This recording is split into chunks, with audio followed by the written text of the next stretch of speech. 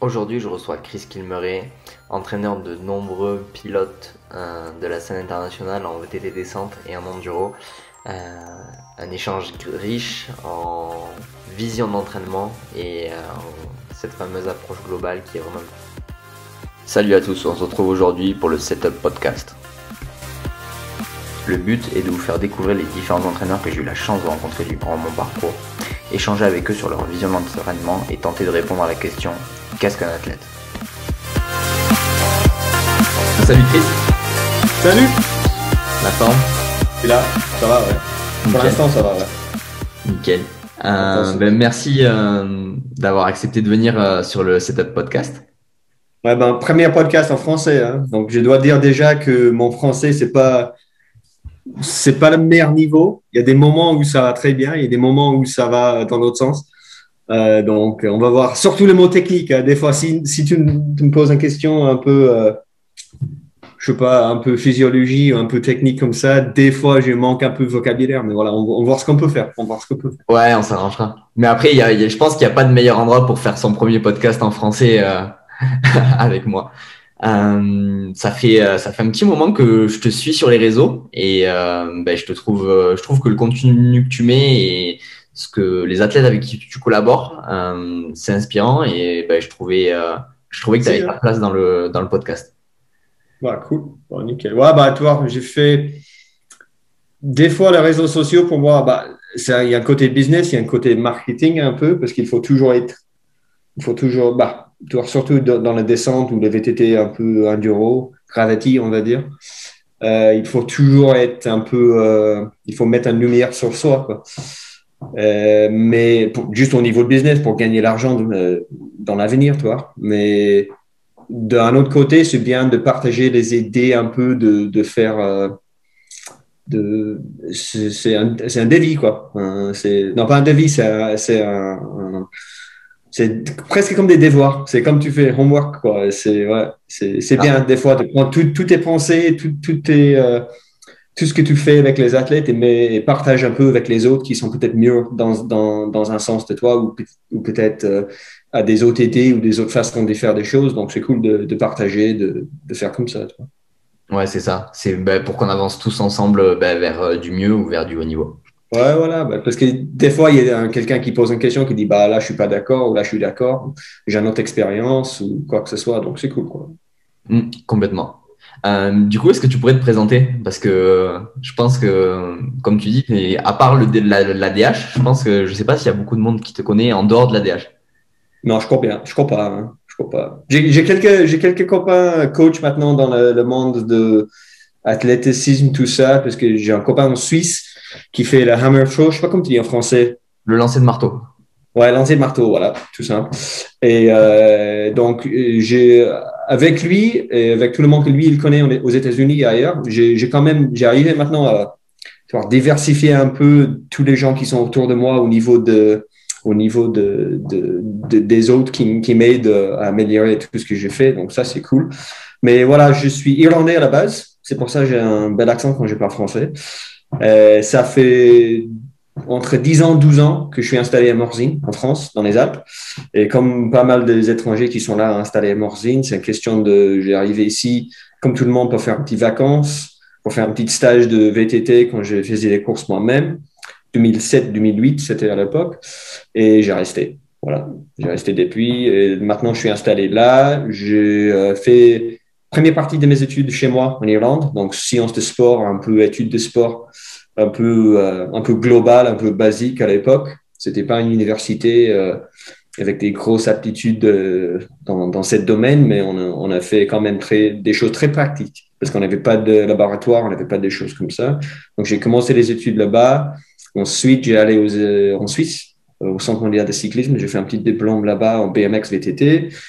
Et depuis, de petits diplômes, des choses par là, strength and conditioning, renforcement, éducation, tout ça. Donc, voilà. Et j'ai monté mon boîte de coaching, on va dire, c'était 2010, je crois, à la fin de mes études en Suisse, Point One Athletic. Et depuis, tout petit par tout petit, j'ai bossé avec des athlètes de haut niveau. J'ai commencé avec quelques athlètes qui n'étaient pas très bien connus. On a bien bossé. première quelques athlètes qui n'arrivaient pas à qualifier au niveau de Coupe du Monde, qui n'arrivaient pas à être dans la top 80. Et on a bossé pendant quelques saisons. On est arrivé dans la top 30, la top 20. Donc, c'était des jolies améliorations. Et depuis, voilà, toujours dans le même milieu, toujours dans le même sport, le VTT de descente, l'enduro. Et maintenant, je bosse avec plein d'athlètes de haut niveau. Et je crois qu'avec tous les athlètes que j'ai maintenant, champion du monde en titre, Lee Wilson et les autres, je crois que c'est les athlètes qui sont mieux que moi. Donc, c'est facile d'un côté parce que c'est facile de dire, tiens, je suis coach de champion du monde.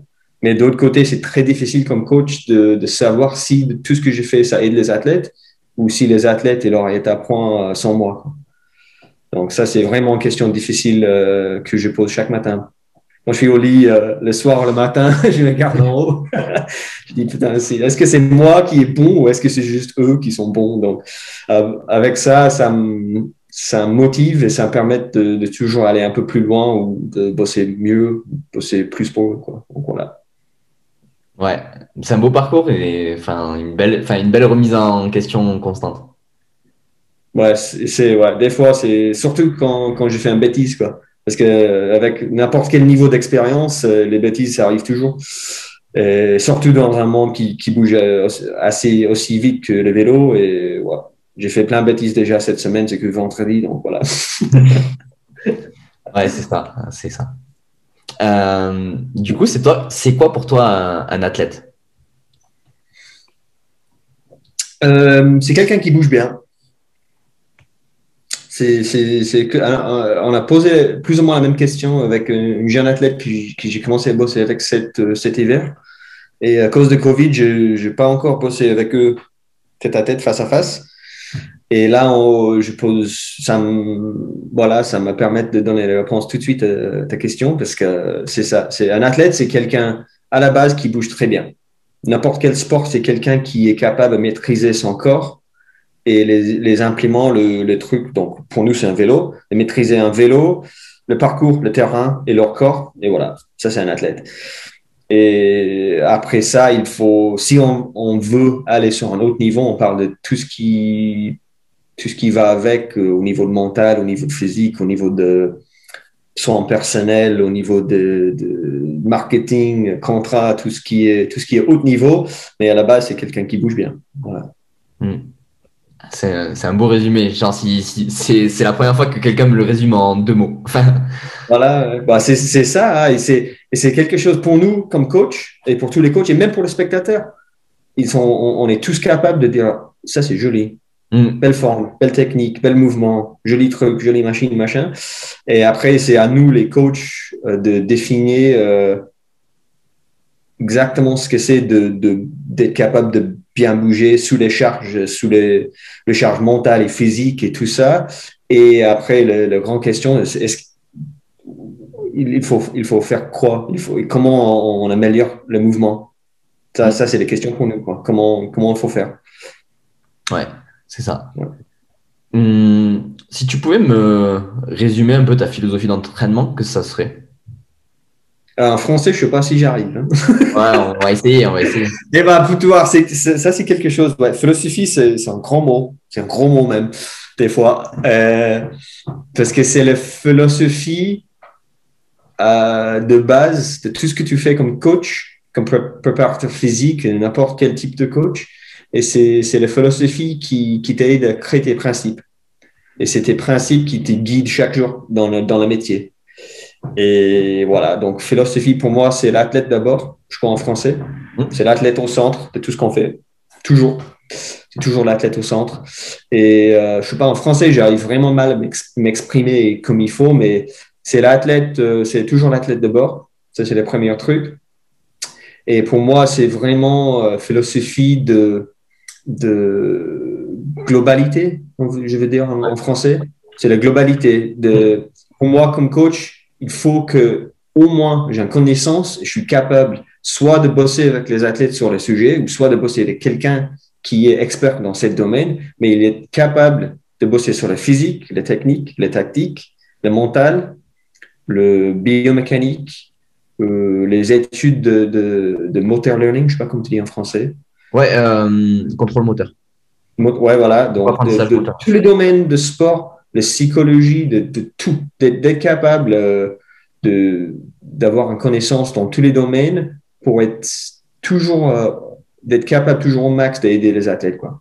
Donc ça, c'est la base de la philosophie, c'est l'athlète au centre et c'est moi qui dois être toujours au max de mes capacités pour lui aider, quoi. Donc voilà. Difficile à faire dans un troisième langue. Ouais, c'est ça. Pas évident.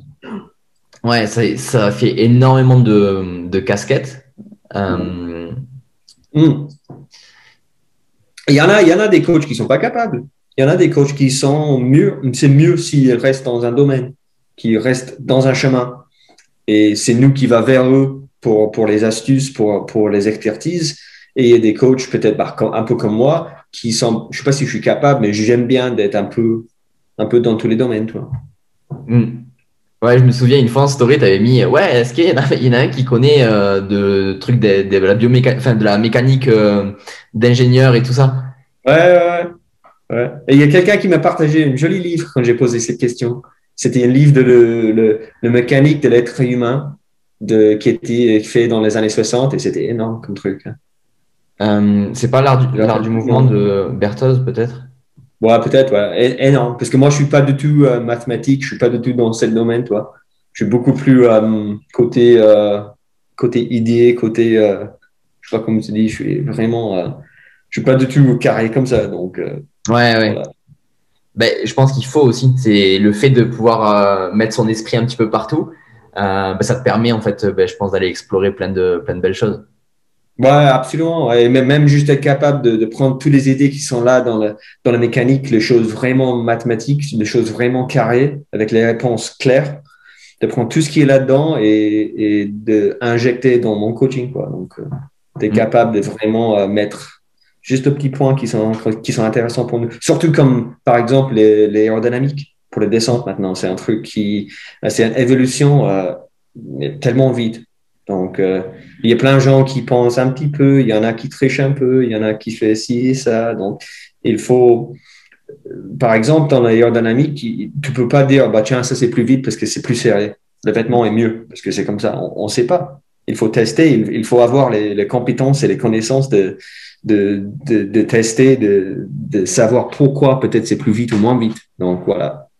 Il faut être toujours dans tous les domaines, surtout dans un sport comme le nôtre parce qu'il n'y a pas beaucoup d'argent par rapport aux autres sports. Donc, on n'a pas une équipe de 15 qui suit le pilote, quoi. Il y a une équipe de 3 ou 4 au max qui suit le pilote. Donc, voilà. Ça, c'est un peu paradoxal. C'est fou ce que tu viens de dire. C'est que je pense que la DH, c'est un des sports qui innove et qui fait évoluer le vélo ou le monde du vélo. Je pense que c'est une des disciplines qui fait vraiment évoluer le monde du vélo. Souvent, les DH, on parle de Formule 1 du vélo. Et alors que, comme tu dis, c'est un endroit où il y a peut-être les budgets les plus bas. Je pense que les salaires de pilotes, ils sont plus faibles que dans d'autres disciplines. Et pareil pour le staff, on va dans un paddock de cross-country et un paddock de DH, c'est pas la même chose. Voilà, il y a quand même eu des changements les dernières quelques années. Et moi, je suis au bord de la piste chaque Coupe du Monde, chaque séance, groupe B, groupe A, avec tous les pilotes juniors jusqu'aux élites.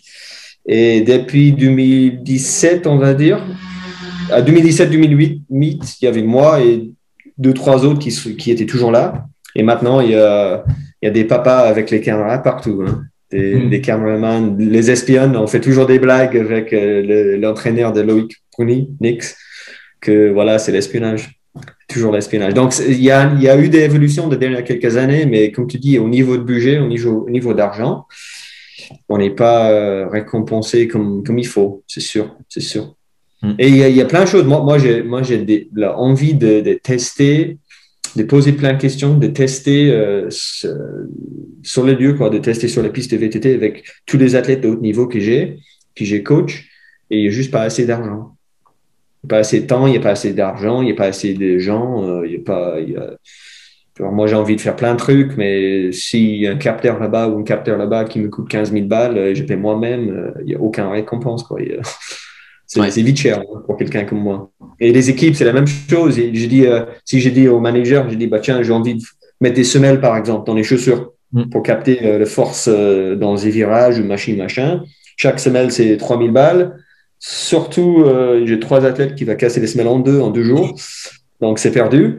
Et là, le coach, le manager va me dire, bah, tiens, c'est 10 000 balles pour 3 paires de semelles. Et 10 000 balles, ça nous loge au Mount Saint-Anne pendant 2 semaines. Donc, voilà. Donc, ouais, il y a une évolution, c'est vite. C'est la Formule 1 de la VTT surtout. Mais il y a quand même des côtés un peu, ouais. Ouais, c'est ça. Mais ça fait râler. Mais bon, après, je pense que enfin, les équipes et les entraîneurs se débrouillent quand même vraiment bien, puisque Ouais. c'est un peu des MacGyver quand même. Voilà, quand même, on a visité l'usine de l'équipe Formule 1 de Red Bull 2018, fin 2018.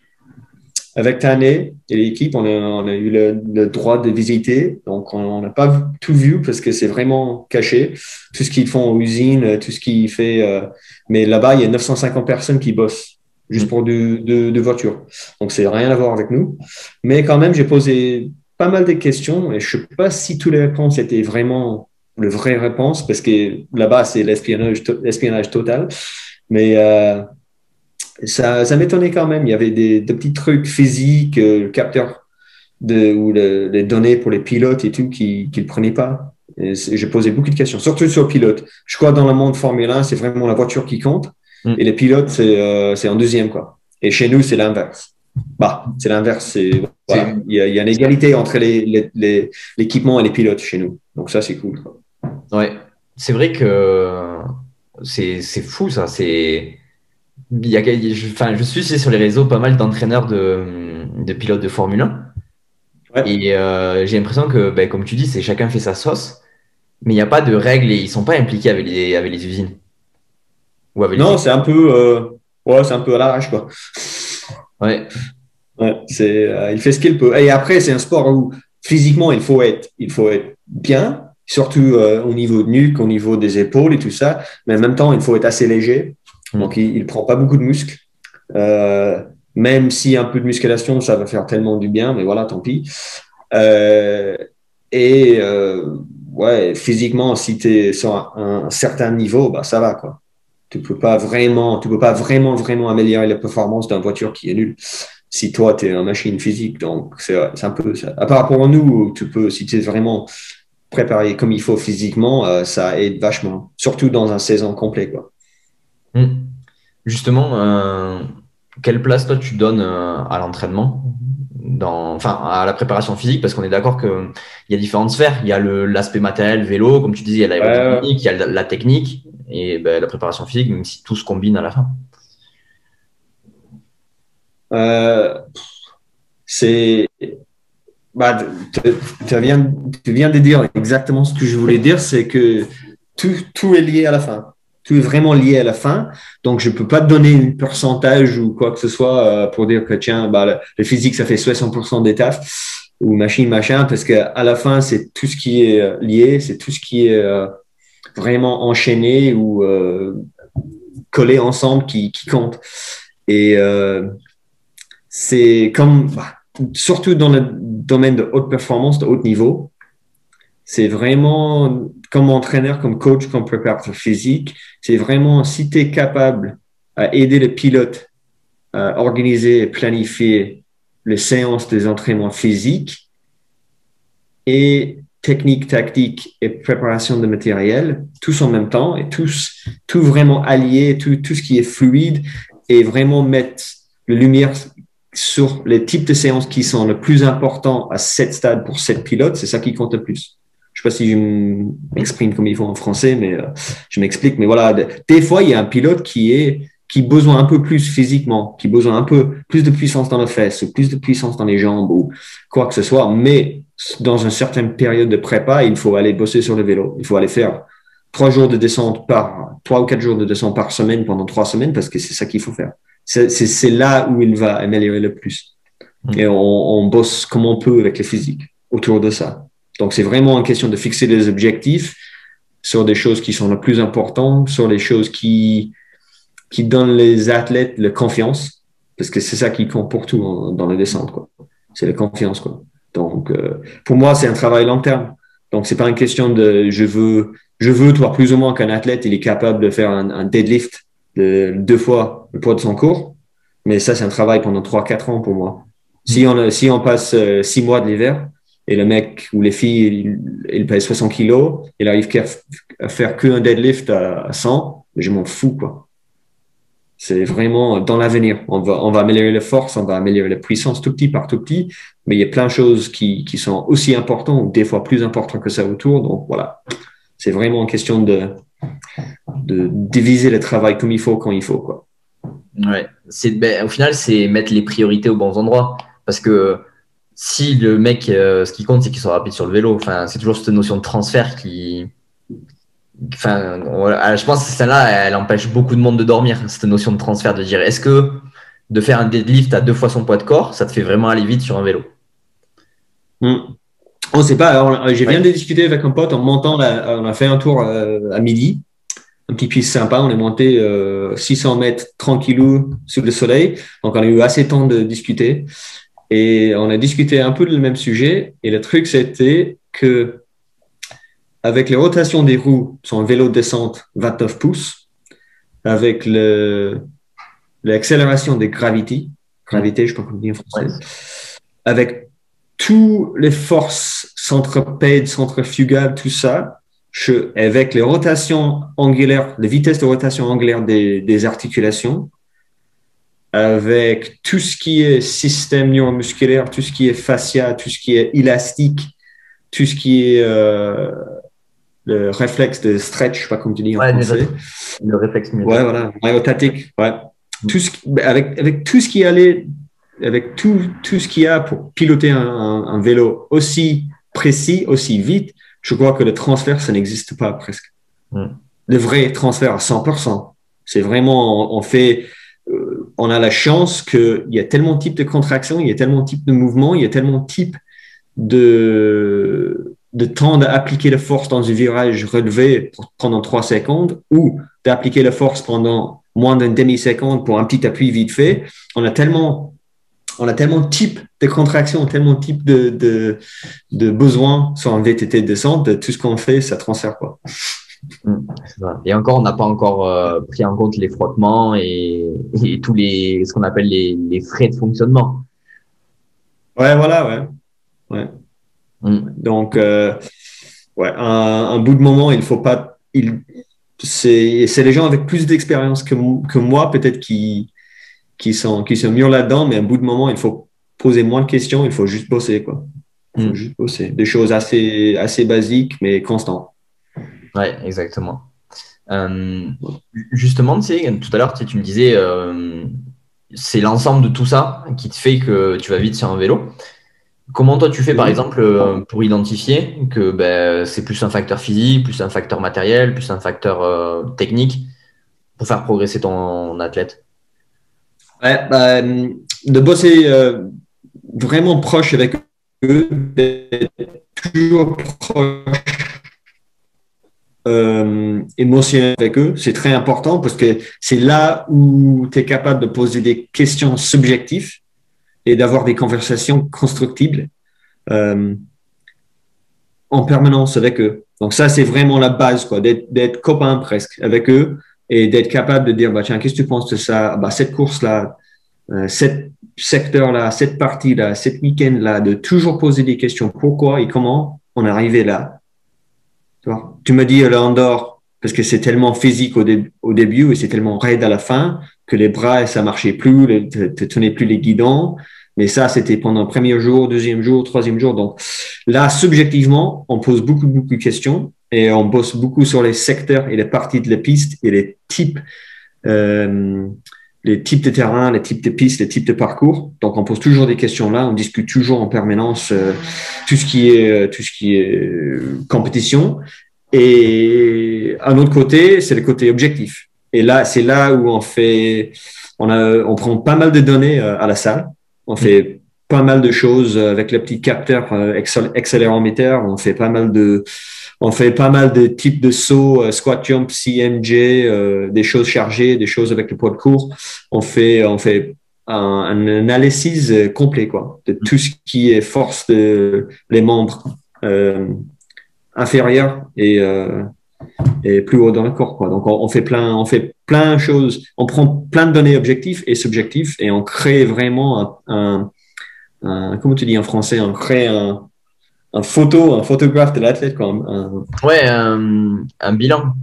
Un bilan, ouais, c'est ouais, voilà, ouais. C'est un bilan, ouais. C'est un bilan qui est en évolution permanente, quoi. Ouais, c'est ça. Puis oui, comme tu disais, Voilà. on a tellement de régimes de contraction, de modalités d'application de force, de qualité énergétique à mettre en jeu, etc. Ouais, voilà, ouais. Ouais, et surtout, des fois, c'est même les qualités énergétiques, comme tu dis, les côtés métaboliques de la descente.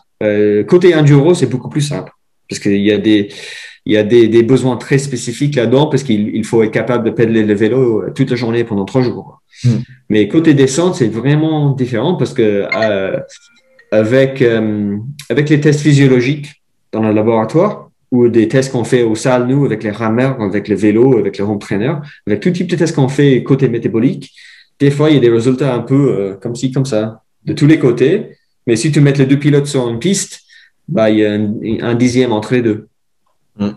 Donc, il y a vraiment des questions à poser, surtout pour la descente. Donc, ouais, c'est cool. Moi, j'aime bien parce que il y a des choses à essayer, il y a toujours un truc à tester avec un athlète, il y a toujours quelque chose à améliorer. Et l'autre côté, c'est vraiment difficile de dire si quelque chose, ça a vraiment aidé l'athlète sur la piste, quoi. Donc, c'est un travail, une investigation, un bilan en permanence, quoi. Donc, c'est cool. C'est cool. Et puis en plus, comme ça évolue chaque fois, les mêmes pistes, elles évoluent déjà sur les 3 jours de course et en plus d'une année sur l'autre, elles évoluent encore. Ouais, voilà, ouais, il y a tout qui change. Même si on reste sur la même piste au Coupe du Monde, il y a pas mal de choses qui changent chaque année, chaque fois. Donc, c'est cool, quoi. C'est cool. Ouais, juste la météo, ça peut faire changer. Ah, bah là, ouais. Et même la météo, on a fait, je voulais pas dire qu'on a fait des bêtises, on a fait des choses mal ou fausses ou machin. Mais comme on a eu la Coupe du Monde à la fin de 2020, ouais, donc c'était le mois d'octobre jusqu'au début de novembre, et vraiment au niveau, heureusement, on n'a pas tous les courses pendant la même période de l'année, avec la même météo, avec les mêmes conditions, mais si on avait, il faut tout changer. Au niveau d'échauffement, juste pour garder un peu de chaleur, parce qu'il n'y a rien qui marche le même. Le corps, ça marche plus du tout le même. Le vélo, ça marche plus du tout le même. Les suspensions, les huiles, ça marche plus du tout le même. Les gommes sur les pneus, ça marche plus du tout le même. Donc, c'est ouf, hein. C'est vraiment ouf. On a trouvé tous les petits détails, tous les petits points comme ça. Donc, voilà. C'est vraiment un sport, comme c'est un sport open air, outdoor, c'est quelque chose, hein. Ouais, c'est ça. C'est particulier. Ça, c'est particulier. Il y a beaucoup de gens qui comprennent pas et qui disent mais c'est pas possible. Et en fait, il y a je sais pas, moi j'appelle ça des artistes qui arrivent à jongler entre tout ça et qui arrivent à rendre des choses pas trop mal, quoi. Ouais, bah c'est surtout l'année passée, on a eu quelques courses où on avait des secteurs, des sections, des secteurs de la piste.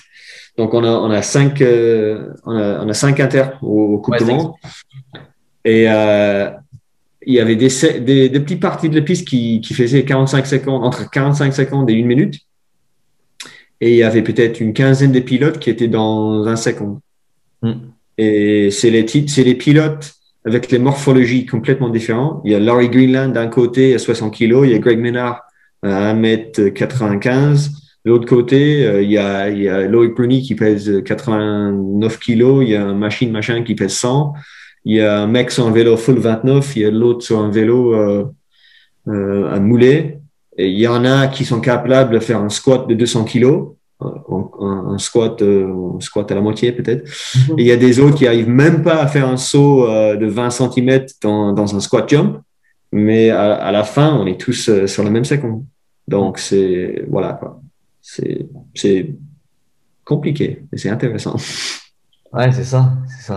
Mais presque peut-être, t'en as un petit peu parlé tout à l'heure, c'est ce facteur confiance qui, je pense, peut vraiment, enfin, dans ce sport-là où on est vraiment, on engage quand même un peu pour la sécurité. Enfin, au niveau sécurité, c'est quand même quelque chose qui est relativement engagé et qui fait que si on n'a pas la confiance, on peut carrément passer à côté d'une course ou voilà. Ouais.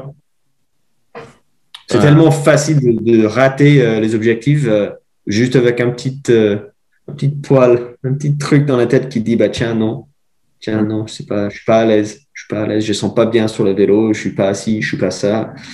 Et ouais, côté mental, côté confiance, les dernières quelques années surtout, c'est là où moi, j'étais obligé de bosser plus avec les entraîneurs mentaux et bosser plus sur mes études personnelles là-dedans. Parce que c'est un côté, des fois, il faut, comme coach, il faut être là pour donner les bons exercices ou pour dire, bah, tiens, non, on fait plus de répétitions là-dedans parce que tu as les épaules qui marchent plus ou tu as mal là ou tu as cassé ça ou quoi que ce soit. Donc, les aptitudes de préparateur physique normal, on va dire, ils restent toujours aussi importants. Mais des fois, il y a 3 ou 4 mots ou 3 ou 4 petits détails à changer ou faire quand tu es sur une course surtout, mais même pendant les entraînements à la maison. Il y a des petits détails à changer et ça change complètement la confiance. Et d'une semaine ou à l'autre, ou un course à l'autre, ça change la totalité d'une carrière, quoi. Vraiment. Donc, ouais. Côté mental, c'est quelque chose, hein. C'est compliqué en plus. C'est pas vraiment science, c'est pas vraiment science aussi clair que les autres, mais il y a des choses là-dedans qui sont très intéressantes et qui sont très importantes pour les athlètes, quoi. Ouais. Et ça, justement, quand tu arrives à travailler dessus sur ton côté préparateur physique, ou tu penses qu'il faut absolument passer par des préparateurs mentaux ou des psychologues du sport? Ça dépend, hein. Moi, j'ai des athlètes qui je bosse avec depuis des années maintenant, 5 ans, 6 ans, 10 ans presque. Et on a fait 2, 3 ans avec un préparateur mental. À un bout de moment, on a dit, bah, tiens, on a eu tout ce qu'il faut avec eux et on est capable maintenant de gérer ça nous-mêmes. Et des fois, c'est juste moi qui donne quelques idées, quelques astuces, qui pose des bonnes questions au bon moment ou qui donne la bonne réponse au bon moment. Et des fois, je triche un peu. Petite triche comme ça, des fois, c'est vraiment important de dire non, c'est bon, ça va très bien, même si c'est pas vrai. Et d'un autre côté, il y a des athlètes qui bossent en permanence avec leur préparateur mental et c'est très important. C'est une partenariat, c'est une relation comme avec moi. C'est pour les vies presque, ou c'est pour des années. Donc, chacun est différent et chacun son truc et voilà, quoi. Ouais, c'est ça. Le Et fameux. peut-être pour moi, c'est le truc le plus important, c'est d'être capable de dire non, je suis plus bon. C'est plus moi qui peut donner les bonnes réponses ou qui a les réponses là-dedans. Il faut aller ailleurs. Il faut aller chercher les astuces. Il faut aller chercher des expertises ailleurs. Donc ça, c'est important pour moi, quoi. D'être bien capable de dire non, c'est pas moi. Il faut aller chercher ailleurs. Ouais, c'est ça, c'est ça. Parce que parfois, justement, dans ces domaines-là, ben, quand on s'y connaît pas, on peut faire, comme tu dis, des grosses bêtises, enfin, des petites ou des grosses bêtises. Ouais, des choses, voilà, des choses qui sont petites au début, mais à la fin, peut-être ça tue une carrière. Ouais. Ouais, ça fait, t'as pas mal d'athlètes avec qui tu as travaillé vraiment sur du long terme. Ouais. Tu penses, toi quand tu travailles avec quelqu'un direct, tu vois déjà du long terme ou parce qu'il y a beaucoup de Ouais, c'est one shot, c'est ça qui est vraiment bizarre. ouais, c'est vrai. C'est quelque chose je suis assez fier de ça, tu vois, je suis quand même, ouais, d'être honnête. Je suis assez fier d'être capable de bosser avec quelqu'un long terme. Pour un coach, pour moi personnellement, c'est le truc le plus intéressant là-dedans. De commencer avec quelqu'un et 5 ans ou 10 ans après, d'être toujours là pour créer les performances, pour créer une carrière avec eux. C'est vraiment important. Et ouais, c'est un côté qui m'intéresse beaucoup.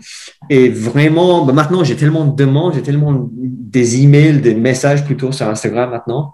Des gens qui veulent du coaching, qui veulent un plan d'entraînement, qui veulent un petit astuce là, qui veulent faire ci ou ça.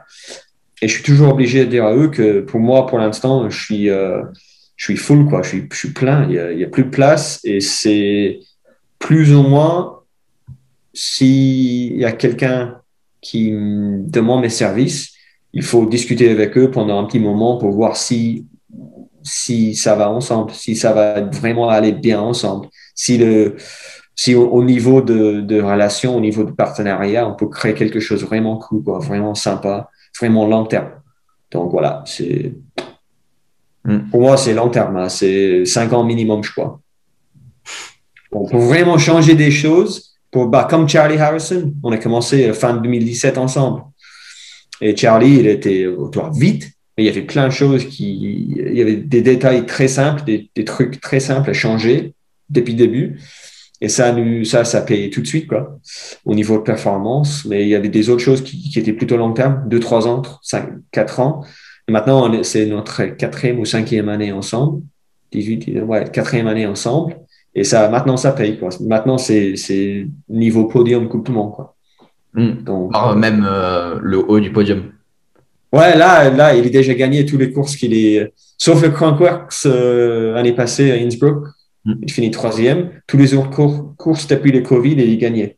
Donc, c'est pas mal. Ouais, c'est pas mal quand même. Ouais. Donc, voilà, ça, c'est un petit exemple de le travail long terme, quoi. Pour moi, les objectifs sont fixés plus tôt. Ouais. Même pour les athlètes, j'ai dit à eux, premier truc que j'ai dit, c'est oui, dans 6 mois, on va faire des améliorations de force et des mobilités, des trucs simples. Tes épaules, ils vont faire plus mal après 6 mois, mais c'est 6 ans pour gagner le Coupe du Monde, quoi. Ça, après, c'est des belles récompenses parce que forcément, c'est des gros objectifs, mais on peut pas y arriver. Ça mérite tellement de travail qu'on peut pas y arriver en 6 mois. Ouais, exactement. Ouais. Il y en a des athlètes peut-être qui sont capables de faire des belles choses presque tout de suite, juste avec quelques petits changements. Si un bon base, si c'est quelqu'un qui bouge très bien, comme on a dit au début. Mais si tu vois, c'est quelqu'un avec beaucoup d'expérience au salle, mais j'ai démarré avec quelques athlètes à 3-4 ans et sont jamais j'ai jamais trop aimé le salle. Ils n'ont jamais trop aimé aller vraiment travailler physiquement comme ça. Et ça, c'était un travail de 2 ans, juste d'entendre les mots un jour. Ah, j'aime bien la salle maintenant. Ouais, juste d'ouvrir la porte. Ouais, voilà, deux petits textos un matin. Putain, j'ai kiffé la salle. J'ai dit, ça a pris 3 ans, mais j'ai gagné, quoi. Ouais, c'est ça. Ça, c'est des belles victoires, en fait. Tu sais, souvent, les gens. Ouais, vraiment. Ouais. Souvent, les gens. Ça, c'est une question d'être capable de créer des séances pour eux, de choisir les exercices qui donnent les adaptations qu'on veut, mais qui tuent pas la morale. Donc, c'est vraiment, il y a plein de côtés. C'est pas une question de, tiens, tes jambes sont nulles. Tu as un saut de 20 cm et tu pousses même pas 60 kg. Tes jambes sont nulles, on va renforcer ça avec des squats. Si le mec il déteste les squats, mais on va faire quelque chose d'autre d'abord. Donc, voilà.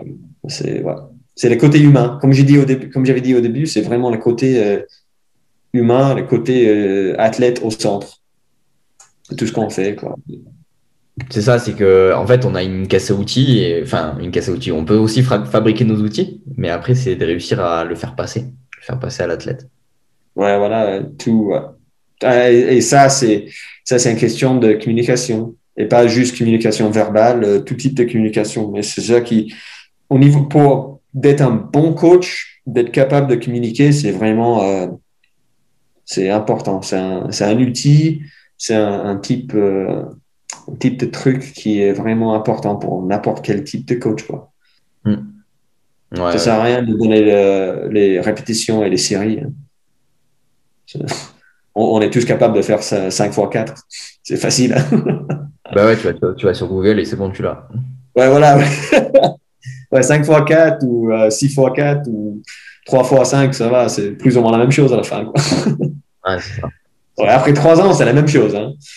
Après 3 ans, c'est le même tonnage, c'est le même poids, quoi. Donc, ouais, c'est ça. C'est ça. Enfin, au chrono, c'est pas plus rapide. Non. Des fois, peut-être, mais très, très rarement. Hein. Ouais, c'est ça. Du coup, là, si tu avais 3 conseils à donner à un athlète qui nous écoute, ça serait quoi? D'être honnête avec toi-même, toujours. D'être capable de prendre les feedbacks et de mettre tes côtés ou tes points faibles en lumière, quoi. De prendre le feedback subjectif et surtout objectif et de travailler sur tes points faibles. Ça, c'est le premier truc. Hein. Parce qu'on est tous bien capables de travailler sur le truc fort. Moi, j'ai fait chaque jour. Hein. Donc, on est tous, c'est bien de faire le câlin.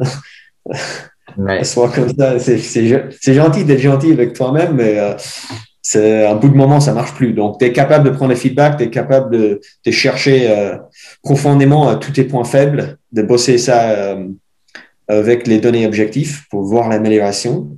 Surtout pour un descendeur, un mec qui fait l'enduro, c'est de chronométrer des pistes en descendant, de chronométrer des runs, des tours, parce qu'on fait presque jamais. Et c'est quelque chose qu'il faut être systématique avec. Et ça, c'est un truc qui change tout petit par tout petit dans le monde de descente. Et t'as dit quoi? Trois conseils? Ouais. Ouais. Musculation. Deuxième conseil. Si t'es jamais, t'es pas obligé d'aller aux salles, mais il faut acheter quand même un peu de fente. Il faut acheter quand même un peu de quelque chose qui crée la force, qui besoin un peu de biceps. Et vraiment bosser sur la force, quoi. Et la coordination de force. Et ça fait un retour. Ça fait un rappel tout de suite. La première truc, c'est un bon athlète, c'est quelqu'un qui bouge bien. Et d'être capable de bouger bien sous un charge, c'est primordial pour le descente, pour le vélo. Parce qu'avec les accélérations qu'on fait, même si on fait un petit tour de cross-country, pour monter une colline, pour faire un petit sprint de 15 secondes, de tenir le guidon, de tenir la tête droite et direct, comme ça, le système vestibulaire peut marcher comme il faut. Et on est capable de diminuer les vibrations qui montent dans la tête et tout ça, comme ça, les yeux marchent comme il faut. Tout est allié à la force. Tout est allié à la capacité de créer les forces dans les muscles et de transmettre les forces dans le corps jusqu'au vélo, quoi, jusqu'au sol. Donc, de travailler la force, c'est la deuxième chose. Et troisième truc, c'est de bosser, je sais pas comment j'explique, mais de bosser mentalement. D'être capable de gérer les situations, de gérer les stress, de gérer les émotions, de gérer tout ce qui est demandé chaque jour, chaque séance, chaque course, d'avoir des outils vraiment proches pour gérer des situations difficiles ou faciles ou émotionnelles ou quoi que ce soit. Donc vraiment côté mental, côté force et côté technique, côté vraiment boss sur ton sport, quoi.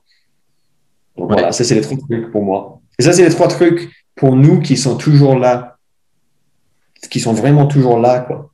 On a un problème et bah soit il faut aller bosser sur le vélo, soit il faut aller faire des deadlifts, ou soit il faut bosser là-dedans.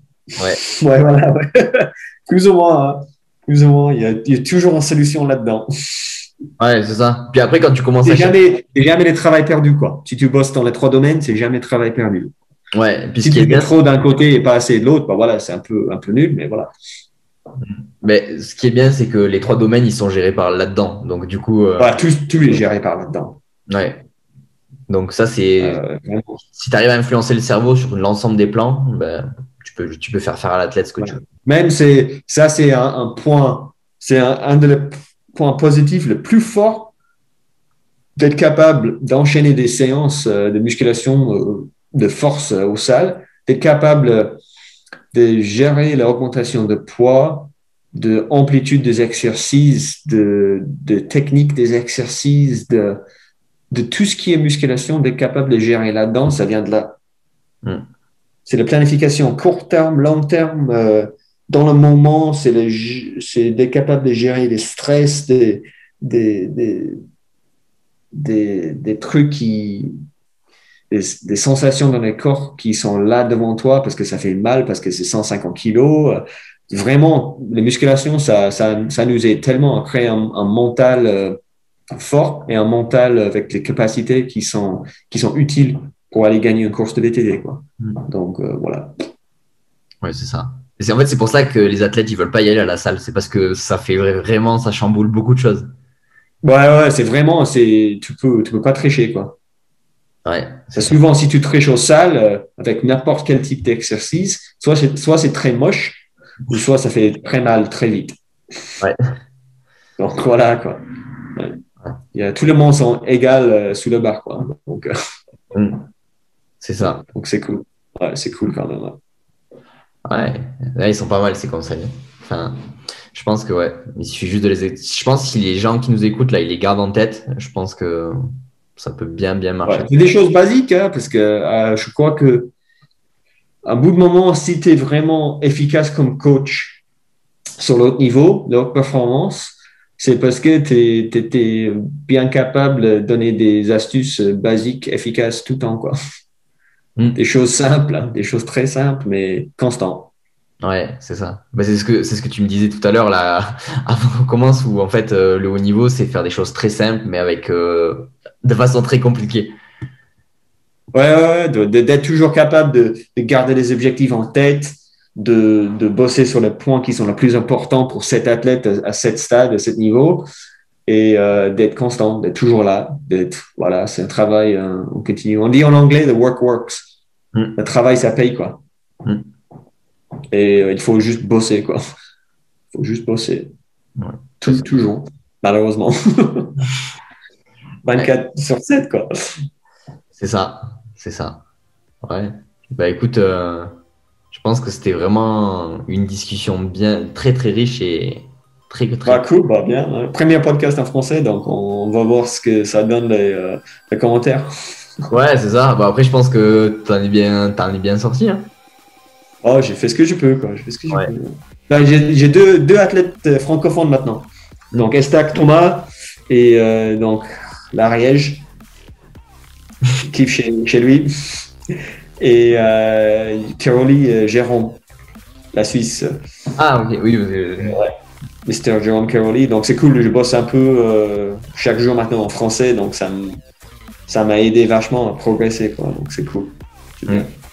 C'est ça. C'est ce que tu disais, réussir à faire comprendre, à faire passer. Ouais, on fait un sacré mélange des trucs, des mots, des phrases, de tout ce qui est tout ce qui est français, franglais, anglais.